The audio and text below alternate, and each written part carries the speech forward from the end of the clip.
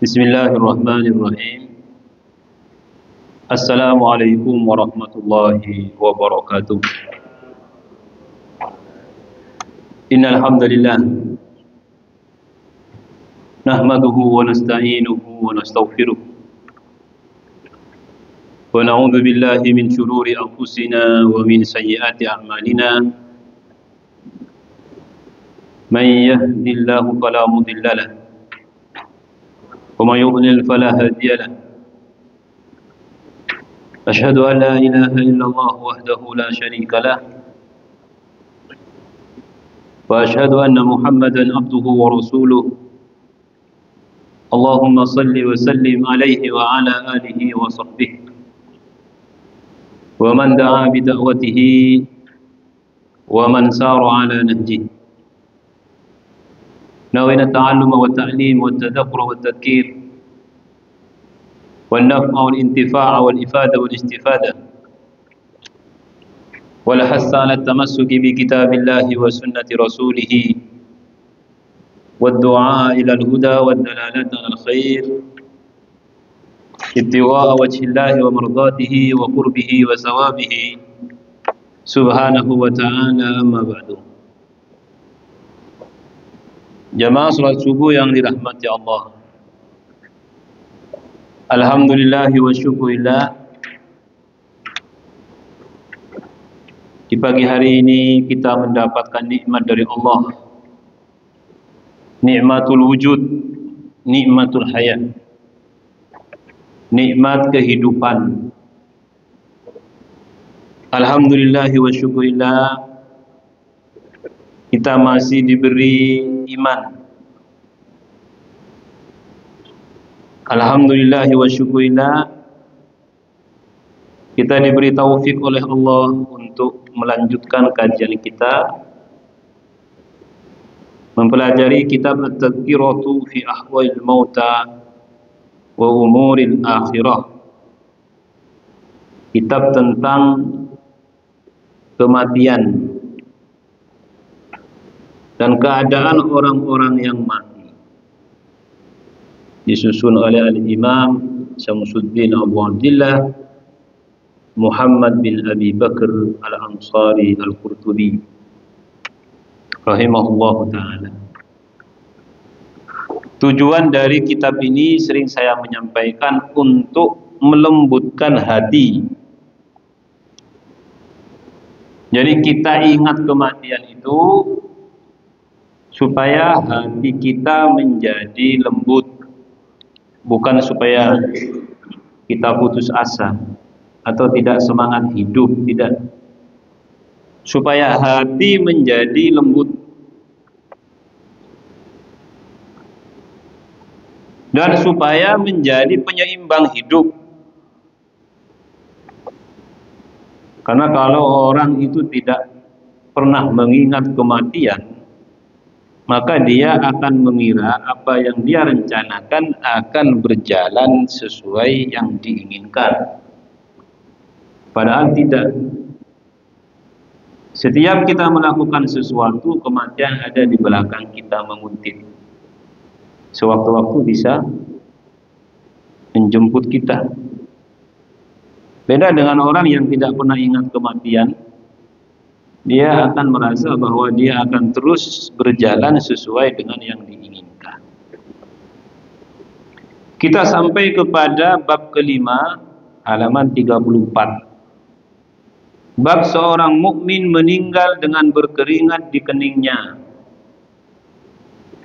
Kalau panjenengan itu orang mukmin dan akan selamat, kalau meninggal di keningnya itu ada keringat. Pernah lihat orang mati? Enggak. Keluarga gitu. Lihat di keningnya itu ada keringat apa enggak? Marhaban. Ada hadis yang diriwayatkan oleh Imam Ahmad dalam musnadnya dari Imam At-Tirmidzi dan juga An-Nasa'i, disebutkan dalam bab jenazah.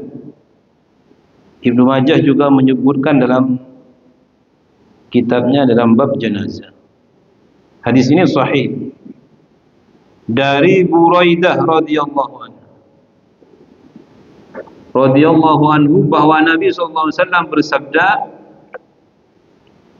al-mu'minu, orang mukmin itu, yamutu bi araqil jabini, meninggal dunia dengan berkeringat di atas keningnya. Kalau panjenengan orang mukmin dan akan selamat, itu insyaallah berkeringat. Tapi ini bukan ukuran.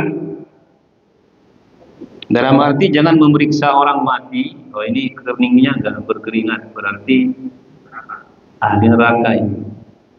Ini keningnya berkeringat. Karena ini dikatakan oleh Nabi SAW berkaitan dengan sebab. Kenapa berkeringat? Abdullah ibn Mas'ud radhiyallahu anhu berkata, sesungguhnya orang mukmin tetap memiliki kesalahan. Orang beriman itu bukan yang tidak bersalah, pasti punya salah. Lalu ia dihukum dengan kesalahan itu saat mati,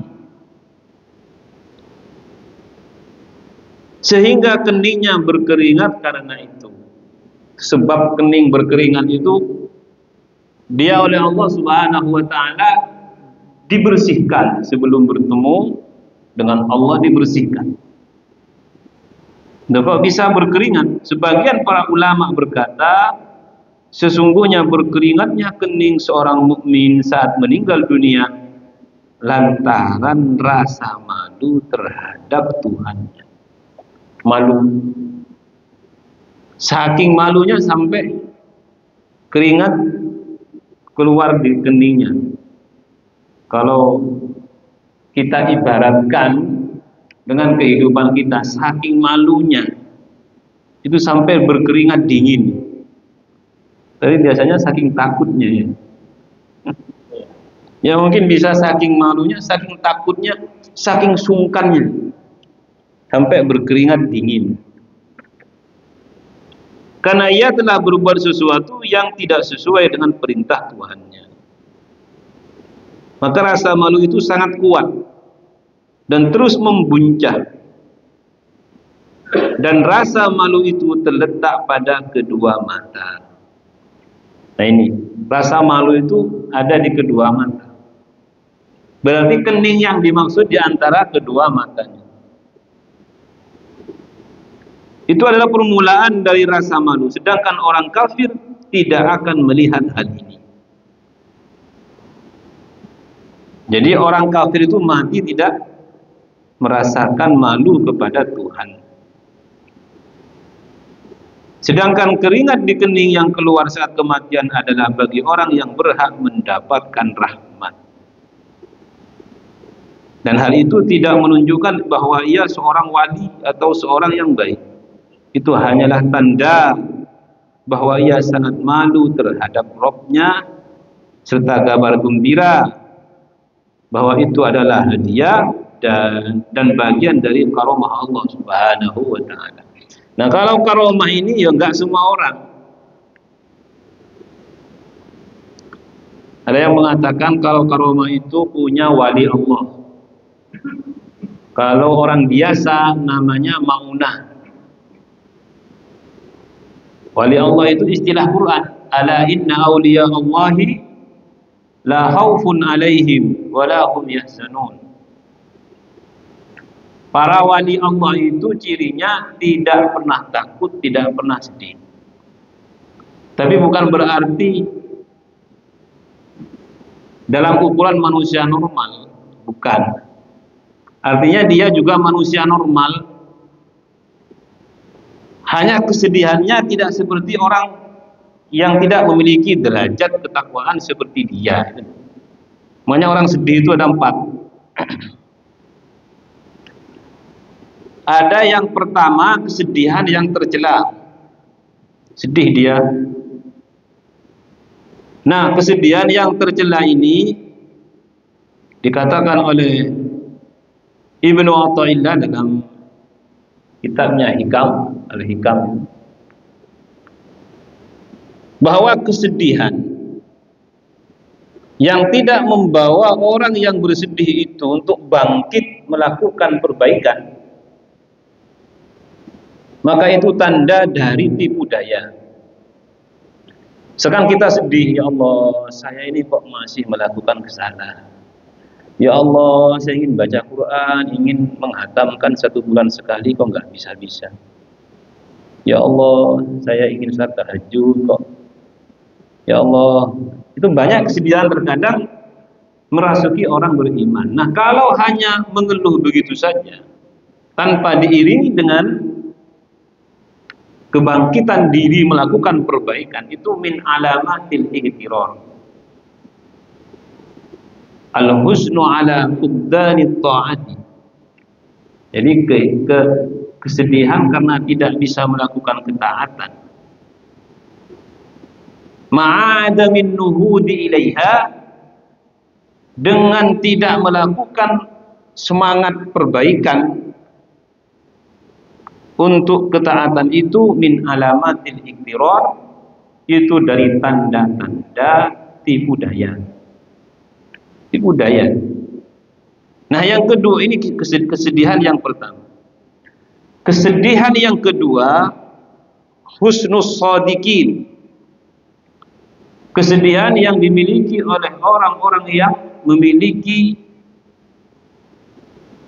as-sidq dalam dirinya. As-sadiqun itu orang yang baik, gitu lah. Nah, artinya orang ini sedih, tidak melakukan ketaatan, tapi berupaya, walaupun tidak maksimal, tapi berupaya terus. Pokoknya saya harus berubah, saya harus berubah, terus berupaya.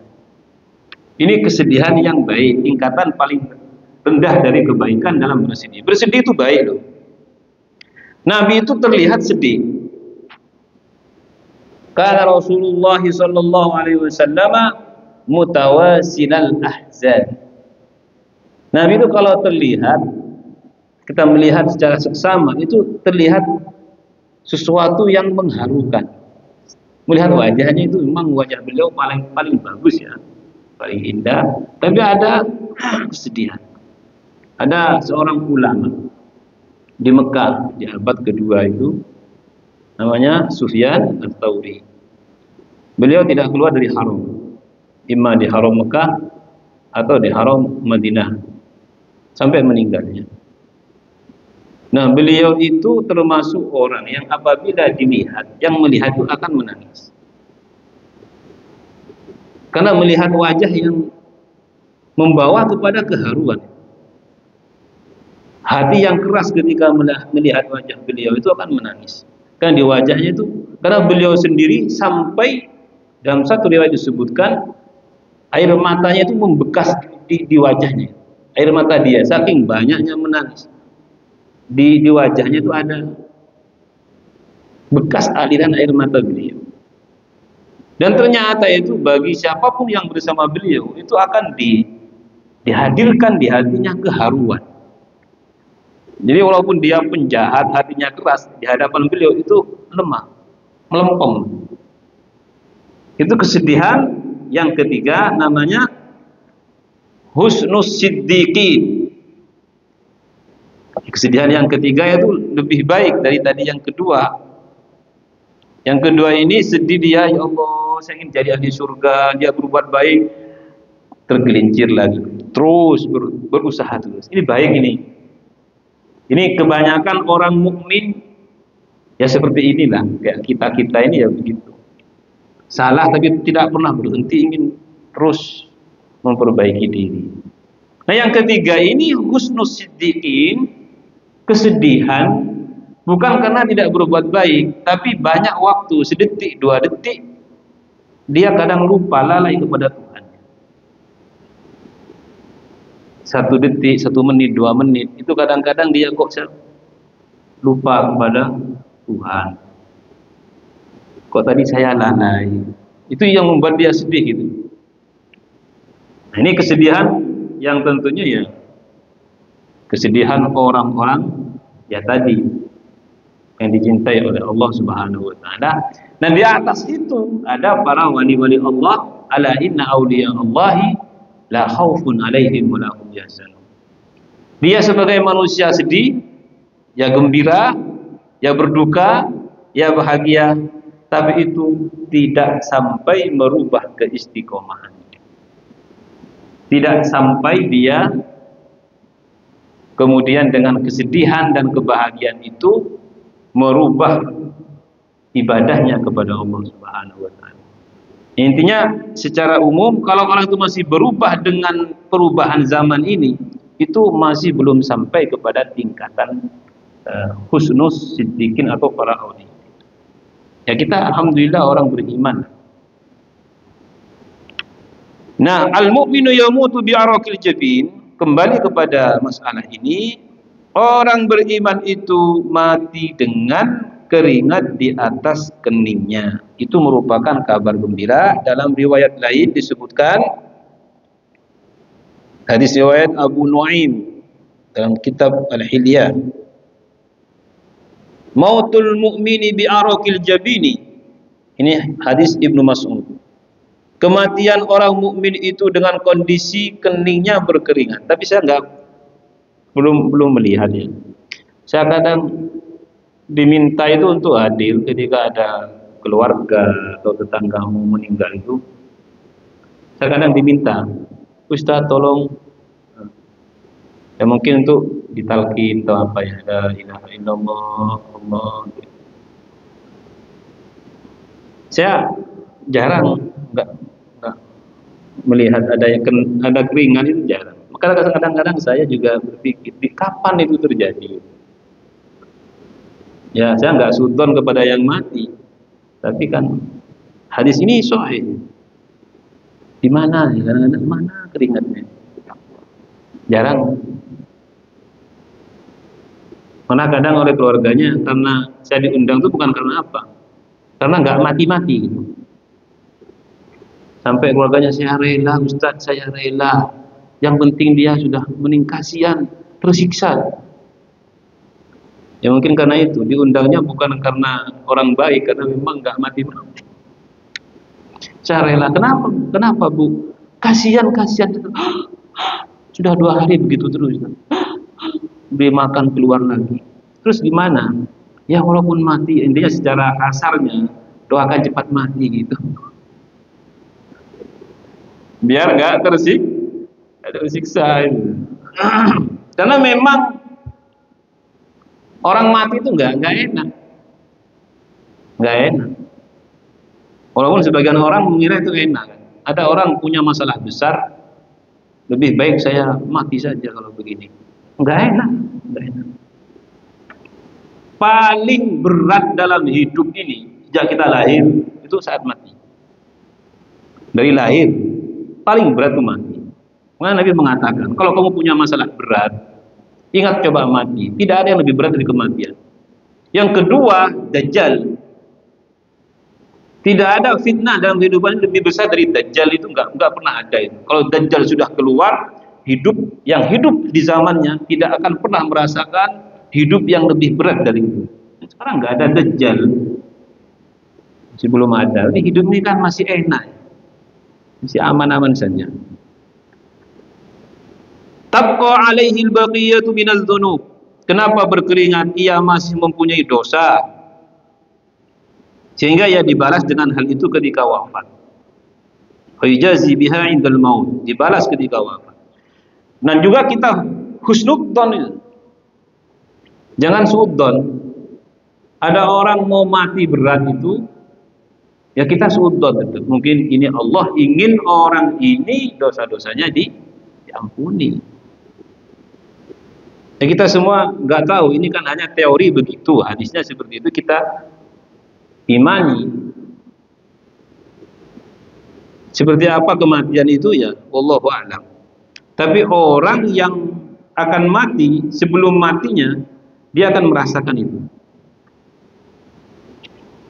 Bab 6, bab sakratul maut dan hal-hal yang menggiring kepadanya. Kalau tadi tentang dai yang berkeringat, yang keenam ini tentang sakaratul maut. Itu pasti setiap yang mati, mau mati mendadak atau mati lambat, Pasti itu merasakan itu. Makanya Nabi ditanya, Rasulullah, apa menurut panjenengan orang yang mati mendadak? Ya kalau bahasa sekarangnya jantungan.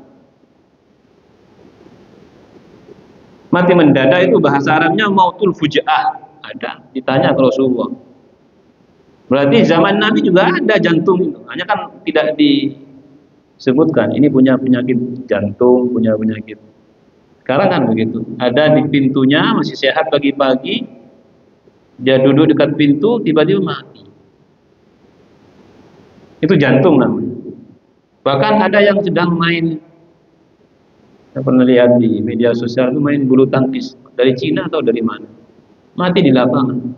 Main, kalau orang sehat main ini, blak mati. Diperiksa dokter ya jantung. Nah, orang yang mati begini ini apakah tidak merasakan sakaratul maut? Merasakan. Makanya Nabi dikatakan, Rasulullah, apakah orang mati mendadak itu, kalau bahasa kita itu husnul khatimah apa su'ul khatimah begitu ya?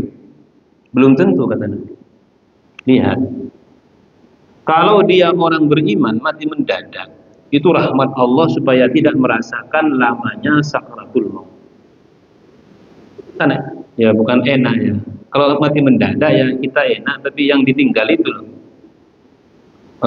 Kadang-kadang nggak tahan ya. Oh tadi masih dengan saya sehat-sehat, sekarang sudah tiada. Kalau kita ya kan enak. Orang beriman itu kalau mati mendadak, yang penting dia matinya dalam keadaan baik, itu rahmat dari Allah. Artinya Allah tidak ingin dia merasakan terlalu lama sakaratul maut.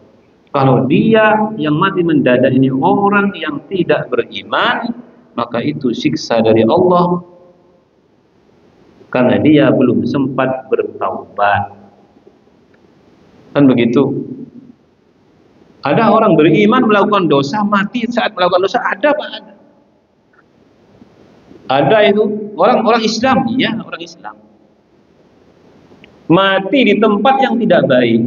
Ya kalau secara akal kan belum tobat itu.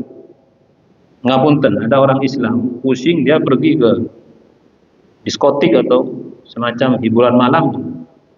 Tiba-tiba dia minum, mati. Islam dia kan? Dia kan mati dalam keadaan tidak baik. Belum taubat, mati. Dan ini hasrah. Hasrah itu sesuatu penyesalan di akhirat yang akan dirasakan berkepanjangan. Ya, hasrah itu artinya penyesalan yang dirasakan oleh seseorang nanti di akhirat. Karena tidak ada orang mukmin, orang punya iman mau mati di tempat yang tidak baik, saya kira nggak ada. Misalnya kita punya teman orang Islam, dia sering ke situ, mesti dia ya Allah mudah-mudahan saya nggak mati di sana gitu. Karena ada yang ingin taubat nanti gitu, tapi kan tidak sesuai dengan keinginan sebagaimana yang saya sampaikan tadi. Makanya orang yang ingat kematian itu, kematian menjadi penyeimbang. Ya Allah, kalau saya ke sana, terus saya mati, itu gimana? Beda dengan orang misalnya mau umroh, kan enak. Niat mau umroh, mau haji, sekarang musim haji. Kalau orang berpikir gitu, ya Allah saya ke sana kan, andai kan saya kalau mati di sana ya nggak apa-apa, enak. Kan nggak ada masalah. Yang masalah itu kita mau ke tempat yang tidak baik. Kalau andai kan kita mati, apa yang terjadi? Jadi orang mukmin itu nggak akan tenang kalau dia punya iman, kecuali ya sudah hilang imannya. Nah, apakah orang beriman itu imannya hilang? Ada hilang kan? Hilang imannya. Nabi mengatakan orang beriman itu di akhir zaman nanti pagi dia mukmin, sore kafir. Kadang pagi dia orang kafir, sorenya beriman. La yazni zani wa huwa mu'min, kata Nabi. Orang berzina itu tidak akan berzina kalau imannya di situ, berarti imannya sedang pergi. Baru setelah dia selesai itu menyesal. La yasriqu sariqu wa huwa mu'min. Tidak mencuri orang yang mencuri itu kalau ada iman, nggak bisa dia. Baru setelah mencuri di penjara datang menyesal. Waja'at sakratul mauti bil haqqi. Ini dalilnya bahwa setiap orang itu pasti merasakan. Waja'at sakratul mauti, dan datanglah sakratul maut itu bil haqq, dengan sebenar-benarnya. Dzalika ma kunta minhu tahid, itulah yang dahulu hendak kamu hindari. Ini berarti kepada orang-orang yang tidak pernah ingat kepada kematian, yang tidak siap menghadapi kematian. Walau tara idh zalimuna fi ghamaratil maut, alangkah ngerinya sekiranya engkau melihat pada waktu orang-orang zalim itu berada dalam sakratul maut. Ghamaratul maut itu kesakitannya, kesakitan pada saat sakratul maut. Berarti ada dalilnya, Pak. Ada orang jahat, orang-orang zalim, matinya itu gak normal, ya mungkin masuk dalam ayat ini. Tapi kita jangan suudzon, kecuali jelas dia itu orang-orang yang memang munafik. Nah itu ya kita, itu pun Nabi masih datang. Abdullah bin Ubay itu meninggal, itu kan ketua orang munafik itu. Umar, Rasulullah jangan ini, enggak, saya tidak ingin dikatakan Muhammad tidak mendatangi ketika tetangganya mati. Kan mati itu, datang Nabi. Anaknya Abdullah bin Ubay ini orang baik anaknya. Jadi pepatah buah jatuh tidak jauh dari pohonnya belum tentu juga. Abdullah bin Ubay ini anaknya jadi pembesar Islam. Abu Jahal itu kurang jahat apa ya? Punya anak namanya Ikrimah. Jadi panglima itu, panglima perang. Anaknya Abu Jahalnya ya kayak gitu. Ya memang mungkin pepatah itu keumumannya begitu. Kalau anaknya nggak jauh dari orang tuanya. Tapi bisa jadi orang tuanya jahat, anaknya baik. Falaula idza balaghatil hulqum, ini di surat Al-Waqiah. Maka kalau begitu mengapa tidak mencegah ketika nyawa telah sampai di kerongkongan? Karena nyawa itu ditarik dari kaki. Makanya kalau ingin diketahui mati apa enggak, lihat dari kaki dulu. Kaki terus ke atas sampai di kerongkongan. Biasanya sampai di kerongkongan dibiarkan dulu. Dibiarkan. Siapa yang kalian merasa kuat, merasa berkuasa, ayo kembalikan ini ke bawah. Kembalikan lagi. Kenapa tidak kamu cegat itu? Kalau memang kamu itu kuat. Kalla idza balagatit taraqiyah, tidak, apabila nyawa telah sampai di kerongkongan, tidak ada yang bisa mencegahnya, pasti mati. Dalam berbagai riwayat hadis juga disebutkan an Aisyah radhiyallahu anha, disebutkan dari Aisyah radhiyallahu anha, anna Rasulullah sallallahu alaihi wasallam, bahwasanya Rasulullah sallallahu alaihi wasallam kanat baina yadayhi, ketika akan meninggal dunia, Nabi sallallahu alaihi wasallam itu di hadapannya ada rukwatan, bejana ya, rukwah itu bejana, au ulbatan atau ceret. Ulbah itu bisa bermakna wadah tempat air. Fiha ma'un, di dalamnya ada air. Jadi ketika Nabi meninggal, itu meninggal di yang sekarang di makamnya itu. Makanya ketika Nabi meninggal ini ribut. Ini mau dimakamkan di mana ini Rasulullah itu? Ribut. Apa ke Baqi, apa gimana, atau sendiri atau gimana? Kata Abu Bakar, para nabi itu dimakamkan di mana ia meninggal. Kalau meninggal di situ ya sudah di situ tempatnya. Baru selesai.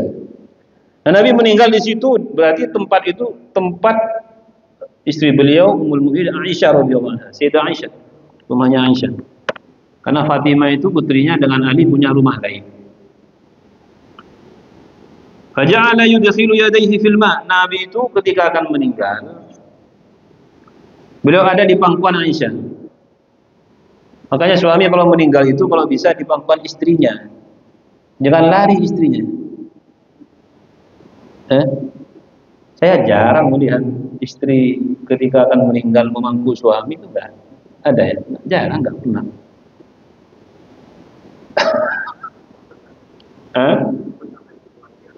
Kenapa? Dipesankan. Jadi Nabi itu meninggal di pangkuan Aisyah radhiyallahu anha. Faja'ala yudkhilu yadayhi fil ma'i. Di sampingnya ada air. Nabi memasukkan kedua tangannya ke air itu. Ada air di bejana tadi dimasukkan.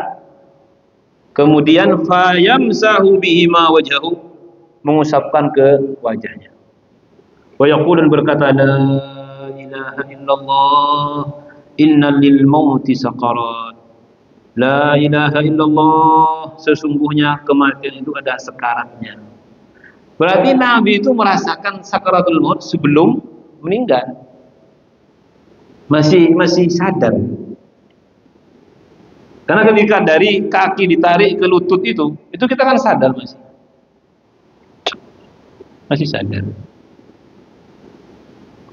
Saya pernah ditanya, Ustaz, kalau dipenggal itu gimana nariknya malaikatnya? Ya, ada hukum penggal itu Pak. Dipenggal itu kan langsung. Kalau secara medis itu sampai 3 detik ya. 3 detik atau 5 detik. Jangan dipenggal langsung plak gitu, kepala itu masih lihat. Artinya tidak langsung gelap gitu. Ya Allah a'lam bishawab. Ini kan masalah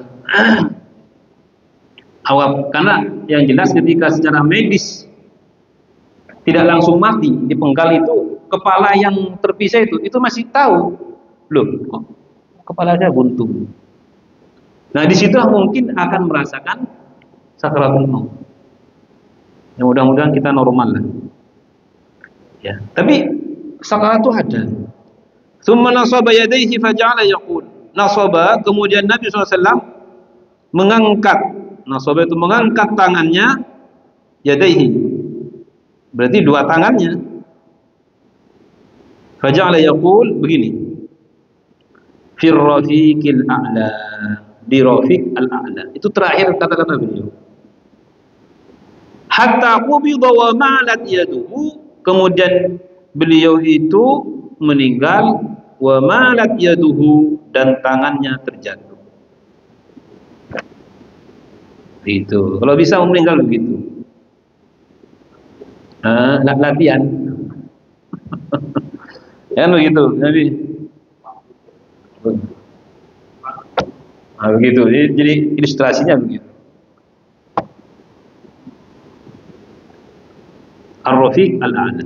Berarti Nabi yang mengatakan ummati itu ya sebelum ini. Karena terakhir kata-kata beliau itu fir rafiqil a'la. Rafiqil a'la itu adalah Ar-Rafiq itu bisa bermakna zat yang senantiasa bersama beliau, al-a'la yang maha luhur. Di dalam hadis Sahih Bukhari disebutkan an Aisyah radhiyallahu anha, diriwayatkan dari Aisyah radhiyallahu anha, qalat, ia berkata, mata Rasulullah sallallahu alaihi wasallam, Rasulullah sallallahu alaihi wasallam meninggal dunia, wa innahu la baina haqinati wa dhaqinati. Ini tadi yang saya sampaikan. Beliau meninggal dunia berada di antara perut dan daguku, dalam pelukannya. Di atas. Orang sekarang katanya takut ya. Istrinya takut.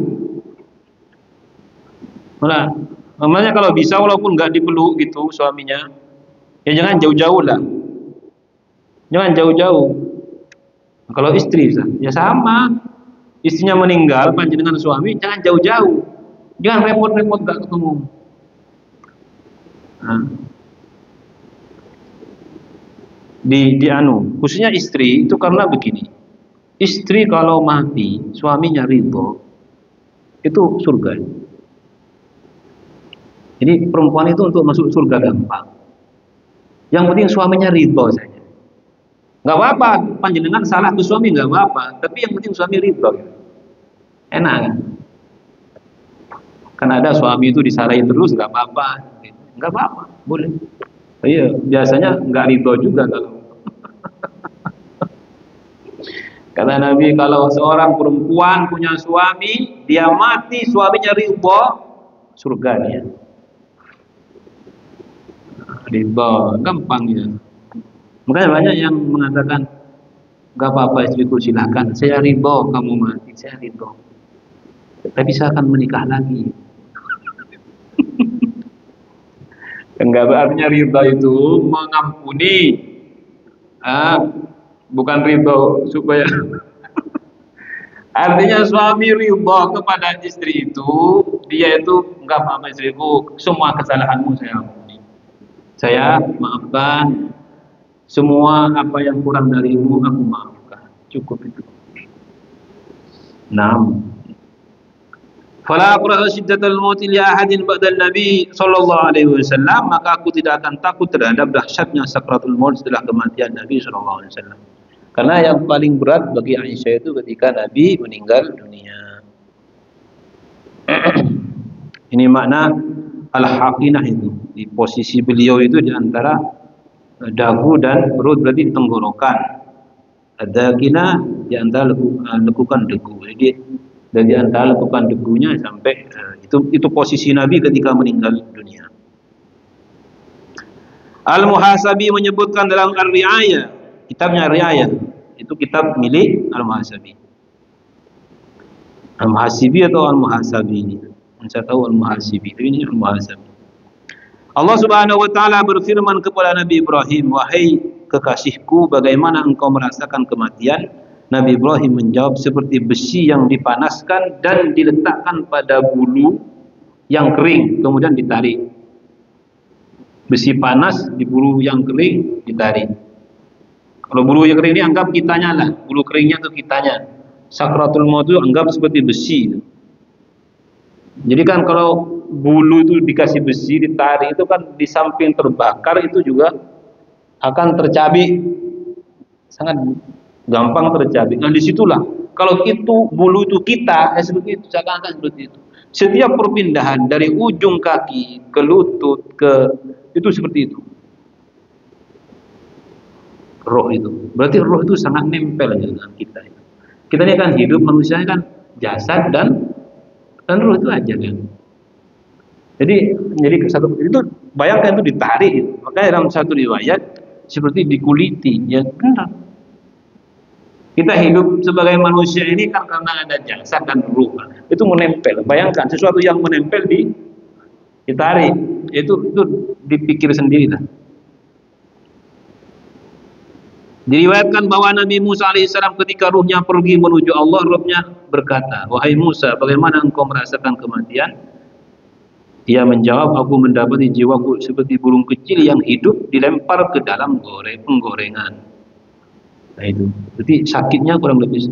Nabi Isa ditanya tentang hal itu. Nabi Isa ditanya, Nabi Musa ada dua riwayat. Aku merasakan diriku seperti seekor domba yang dikuliti oleh tukang jagal. Jadi kuliti tadi ya, karena emang ruh dan jasad itu nempel satu kesatuan. Tarik, mau didepas ruhnya. Diriwayatkan bahwa Nabi Isa juga berkata demikian, "Wahai seluruh hawariyin," hawariyin adalah murid-murid beliau, "berdoalah kepada Allah untuk meringankan sakratul maut bagi kalian."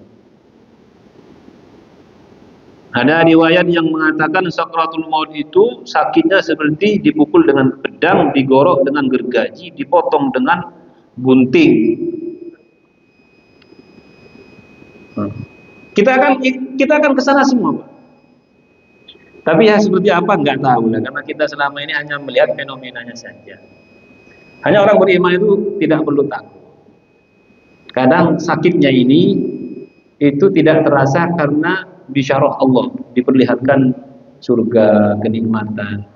Tidak, rasa sakit itu hilang. Paham ya ini ya? Jadi sakratul maut itu orang beriman pun ada, tapi kadang dikalahkan oleh kebahagiaannya. Itu yang membuat mereka kadang matinya tersenyum. Atau mungkin setelah ditarik itu dia diperlihatkan, wallahu a'lam. Karena kita juga masih hidup, belum mati. Ada satu riwayat yang ingin saya sampaikan dan ingin saya baca. Amr bin Al-As itu ketika mati, anaknya berkata secara singkat begini, "Ayah, engkau ini sering berkata tentang kematian. Andaikan ada orang berakal yang bisa mengilustrasikan." Ini Amr bin As punya anak namanya Abdullah bin Amr. Sama-sama gubernur Mesir. Amr bin As pertama ke Mesir, anaknya Abdullah itu juga ke Mesir nanti. Gubernur Islam pertama di Mesir. Abdullah bin Amr ini kalau nasihati anaknya begitu. Sakratul maut itu sakit loh. Andaikan ada orang yang bisa dipercaya menggambarkan tentang itu, kita kan bisa mengilustrasikan dalam diri kita. Nah, ketika akan mati, anaknya datang. "Ayah, kamu sering menasihati saya. Seperti apa sakratul maut? Sekarang menyenangkan mau mati ini. Seperti apa itu sakratul?" Ini antara bukan berarti nyinggung bapaknya ya, sangat tersinggung. Ya kan? "Pak, akan mau mati, enak enggak?" Kan begitu ini Abdullah ini ke bapaknya. Nanya, "Gimana Pak? Ini kan panjenengan sebenarnya mau mati ini. Enak enggak sakratul maut itu? Seperti apa sakitnya itu?" Yang dijawab oleh Amr bin As berkata, "Wahai anakku, demi Allah, seakan-akan lambungku berada di sebuah kota." Lambung berarti lambung ini ada di kota. Seakan-akan ditusuk-tusuk jarum beracun. Ada lambung jarum itu ditusui dengan jarum, berarti seperti apa, nyeri itu. Ketika aku bernafas, setiap nafas itu seperti jarum menusuk. Allahu a'lam ya, apakah berbeda? Kita mudah-mudahan oleh Allah diringankan. Dan seakan-akan potongan besi penuh duri ditarik dari kedua kakiku, berarti hingga ke kepalaku. Berarti kejadian ini ya sebelum meninggal, berarti masih sadar gitu loh. Coba perhatikan, kan masih sadar, masih bisa cerita kan. Nah ini Allahu a'lam bishawab. Seperti besi penuh duri ditarik dari kedua kakinya. Tarik. Besi duri tarik. Ya Allah. Kemudian ini ada beberapa kata-kata beliau, "Kalau saja sebelumnya aku tahu akan hal ini, maka aku lebih memilih menggembalakan kambing hutan di puncak gunung." Artinya apa ini? Lebih menggembalakan kambing hutan di puncak gunung. Saya enggak banyak berurusan dengan manusia. Ini maknanya. Karena semakin saya banyak berurusan dengan mereka, itu banyak kesalahan. Ya. Berarti apa? Apa kaitannya dengan kematian? Berarti orang yang tidak banyak kesalahannya itu semakin ringan ketika rohnya akan, atau semakin ditampakkan kebahagiaan. Makanya dalam ayat Fussilat 30 itu sering direnungi. "Innal ladzina qalu rabbuna Allahu tsumma istaqamu tatanazzalu 'alaihimul malaikatu alla takhafu wa la tahzanu." Saya sering sampaikan di khutbah Jumat. Orang kan mati itu sakit dan takut, sakit takut. Tapi ternyata orang beriman itu, kenapa mereka itu terlihat bahagia? Karena ada malaikat yang mengatakan, jangan takut, jangan sedih. Allah takhafu, jangan takut minal mauti, dari kematian ini, dari sakratul maut. Jangan takut, kata malaikat. Ini saat kematiannya. Kalau kita lihat tafsirnya, malaikat turun menghibur itu saat mati dia. Allah takhafu, jangan takut minal mauti, dari kematian, wa ma ba'dal maut, dan setelah mati. Artinya juga termasuk sakratul maut. Jangan takut, kata mereka. Sudah. Nah, inilah hiburan ini yang membuat orang mati itu kadang-kadang enggak merasakan sedihnya itu. Wala tahzanu, jangan kamu sedih dengan yang ditinggalkan. Berarti orang mati itu sedih. Aduh, istriku, anakku, pekerjaanku, barang-barangku. Sedih. Dan malaikat mengatakan, wala tahzan, tidak perlu sedih. Semua yang kamu tinggalkan tidak lebih baik dari apa yang akan kamu dapatkan. Begitu. Allahu a'lam bishawab. Mudah-mudahan Allah menjadikan kita orang-orang yang baik, yang selamat, yang tidak tersiksa di dunia wal akhirah dan akhirat. Wallahu a'lam bishawab.